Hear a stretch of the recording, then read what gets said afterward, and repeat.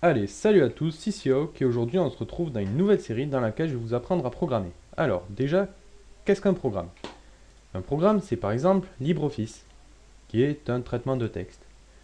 Ou encore League of Legends, qui est un jeu. Ou enfin Google Chrome, qui est un navigateur. Alors, maintenant, de quoi avons-nous besoin pour faire un programme? Nous avons besoin d'un langage de programmation. Un langage de programmation, qu'est-ce que c'est? C'est par exemple le C++, le Java ou le Python.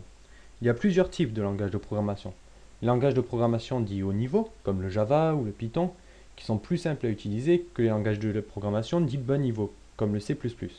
En contrepartie, les langages de programmation bas niveau sont plus puissants que ceux haut niveau. Alors, comment fonctionne un langage de programmation? Déjà, l'ordinateur à la base, vos ordinateurs à la base ne comprennent qu'un seul langage de programmation. C'est le langage binaire. Composé uniquement de 0 et de 1, il est extrêmement complexe, je ne sais même pas s'il est possible de créer des programmes avec. Pour cela, nous avons inventé des langages de programmation comme le C++, le Java ou le Python. Comment ça fonctionne? Vous écrivez votre programme, en C++, disons. Ensuite, vous l'envoyez à un compilateur. Il va le transformer en un .exe pour Windows ou alors en un fichier binaire pour Linux. En réalité, ce seront les fichiers .exe ou les fichiers binaires sous Linux seront des fichiers où dedans il y aura plein de 0 et de 1, en fait du langage binaire. Ensuite, qu'est-ce qu'un programme? Un programme, c'est une suite d'instructions que vous envoyez à l'ordinateur pour qu'il fasse ce que vous voulez. Voilà. Alors, pour programmer, vous aurez besoin en réalité juste d'un débugger, d'un compileur et d'un éditeur de texte. Avec un compileur, un débugger et bloc-notes par exemple sous Windows, vous pourriez très bien programmer, mais ce ne serait pas très pratique. C'est pour ça que des IDE ont été inventés. L'IDE, qu'est-ce que c'est? C'est un logiciel qui fait à la fois compileur, débugger et éditeur de texte. Nous allons en utiliser un dans ce tuto, enfin moi en tout cas je vais utiliser celui-là, c'est CodeBlocks. CodeBlocks, il est disponible sous Windows, Linux et Mac. Pour pouvoir l'installer, enfin pour l'utiliser, c'est très simple. Vous allez sur internet, vous recherchez CodeBlocks sur Google, le premier résultat, vous cliquez dessus, vous tomberez sur ce site, c'est le site officiel de CodeBlocks. À gauche, à l'endroit où il y a écrit Main, il y a un endroit avec écrit Download dans le menu.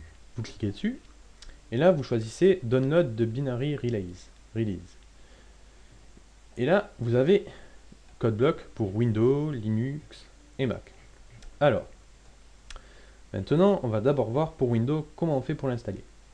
Si vous avez les droits super utilisateurs, vous utilisez CodeBlocks, la version, et surtout MinkW. C'est très très important. MinkW, en réalité, c'est une version de GCC, le compilateur Linux, pour Windows. Parce que sous Windows, de base, il n'y en a pas. Si vous n'avez pas les droits super utilisateurs, vous prenez la version Setup User, qui vous permettra de l'installer d'un autre dossier que par défaut, et vous pourrez l'utiliser sans avoir les droits super utilisateurs. Alors sur le côté, vous cliquez sur Berlioz ou sur SourceForge et vous pourrez le télécharger. Ensuite, sous Linux. Si dans cette liste il y a votre distribution, pas de problème, vous le téléchargez, vous l'installez, tout va bien. Si elle n'y est pas, désolé pour ce petit bug, si elle n'y est pas, vous devez avoir sur votre ordinateur quelque chose comme la Logitech Ubuntu, un gestionnaire de paquets. Dedans, il suffit de le lancer. C'est un peu long. Allez. Sous Ubuntu, c'est la Logitech Ubuntu. Après, ça peut être autre chose. Par exemple, sous Zenwalk, je sais qu'il y en a une. Enfin, ça dépend de votre système. Là, vous êtes dans la recherche et vous marquez code block. Entrez. Là, vous trouvez code block.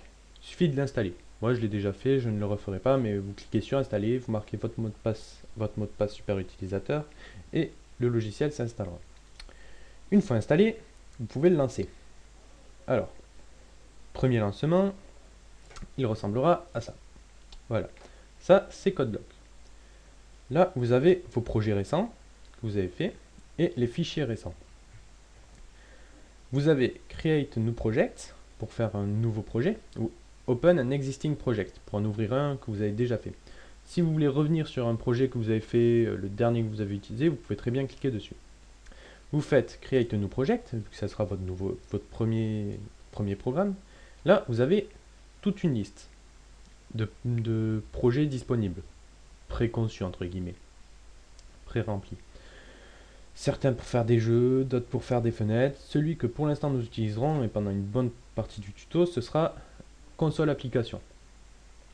En fait, nous n'allons pas faire de suite des applications graphiques, nous allons faire des applications non graphiques, uniquement en texte. Vous cliquez sur Go. Ensuite, là, vous avez cette fenêtre qui apparaît. Vous faites Next, vous choisissez bien C++, c'est important. Encore Next, et là, vous choisissez le nom de votre projet, par exemple, tuto test 1, par exemple. Là, vous choisissez un dossier où il sera stocké. Je vous conseille de vous faire un petit dossier programmation ou code block où dedans vous mettez tous vos projets pour pouvoir bien s'y retrouver. Le reste se remplira automatiquement en fonction de ces deux lignes là.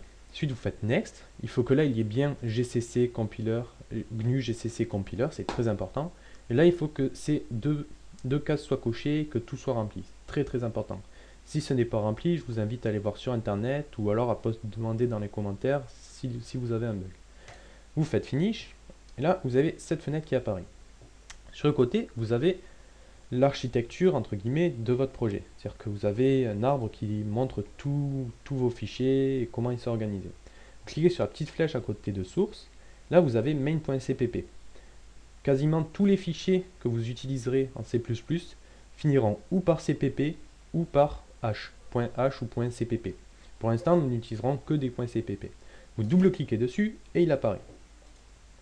Maintenant, je vais vous expliquer ce que signifie tout ce texte. Pour l'instant, il ne doit pas signifier grand chose pour vous. Je zoome un peu. Il est écrit include YoStream. C'est très important que ça soit écrit comme ça. YoStream, qu'est-ce que c'est? C'est la bibliothèque basique de base du C++. Dedans, vous y retrouverez toutes les fonctions de base. Include, ça veut dire que vous dites au compiler qu'il faut l'utiliser. Ensuite, vous avez using namespace std. YoStream est extrêmement grand. Il y a beaucoup de commandes dedans, beaucoup trop, pour que vous les utilisiez toutes en même temps. C'est pour ça qu'on utilise cette ligne. Dans cette ligne, on dit au compiler qu'on utilisera le sous-groupe, enfin le groupe ou le sous-groupe de commandes nommé std. Très important qu'il y soit. Sinon, vous aurez plusieurs erreurs. S'il n'y est pas, vous pouvez très bien l'enlever, mais à ce moment-là, devant chacune de vos commandes, il faudra mettre std : comme ceci. Donc pour l'instant, on va l'utiliser, c'est beaucoup plus rapide. Voilà. Ensuite, int main parenthèse parenthèse. Ça, c'est une fonction, je vous apprendrai plus tard ce que c'est. C'est la fonction principale de votre programme. Et entre les accolades qu'il y a en dessous, vous aurez tout votre programme pour l'instant. Vous pouvez le réduire ou l'afficher. Cout, chevron, hello world entre guillemets, chevron, endel, point virgule. Les chevrons sont ces petites choses-là.